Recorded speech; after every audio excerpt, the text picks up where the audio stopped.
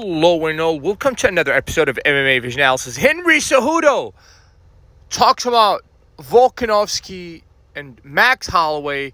He talks about Max Holloway and his ability to defeat a Alexander Volkanovski UFC 314's version, that is. We're going to get into Cejudo's comments. Before getting started, make sure to like, subscribe, click that notification to get all of this that's new. From this channel, your channel, one and only MMA Vision Analysis. Obviously, we just mentioned that Henry Cejudo thinks that if Max Holloway was still a featherweight fighter, then he would actually have the ability to defeat the version that we saw of Alexander Volkanovski UFC 314.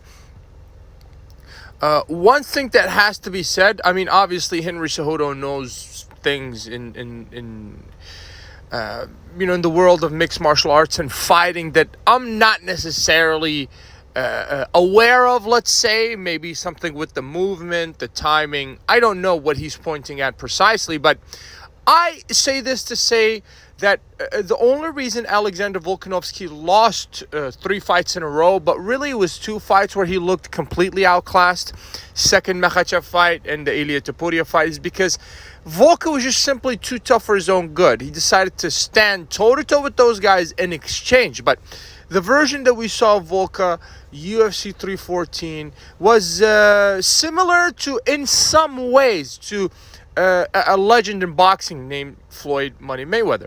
Now, people were extremely frustrated with Floyd for years. The entirety of his, he fought till the highest level till he was about 40 years old. I believe that Conor McGregor fight was when he was 40 years old. People were getting extremely frustrated with the guy because he was simply not getting hit. So this game, the game of combat sports, I think it's very important to know a couple of things, right? There's always a tougher person out there that hits harder than you, right? And 2, if you want to be successful, you have to avoid damage, right? There was nothing to prove. Like, look at what happened to Justin Gage against a Max Holloway UFC 300. The guy was just simply too tough for his own good. Did not have to take the fight against a guy coming from a lighter weight class, obviously, and he did not have to stand in front of Max Holloway and exchange as if there's something to prove. Obviously, there is something to prove. But that thing is not necessary to win the fight, right? It's not about who can take the harder punch. I do understand that that's a huge factor. Sometimes you find yourself in those positions. But what Volka did so good against Diego Lopez, which, hey, the real question is that how would Max Holloway do against Diego Lopez? That's the real question, because I think people forget how good Diego Lopez is. The guy was just blowing through his opponents prior to, Alexander Volkanovski. But what Alexander Volkanovski did so good was that he utilized the jab and the inside leg kick so well, and the lateral movement. He was not shifting. He was shifting side to side, not directly moving backwards, right?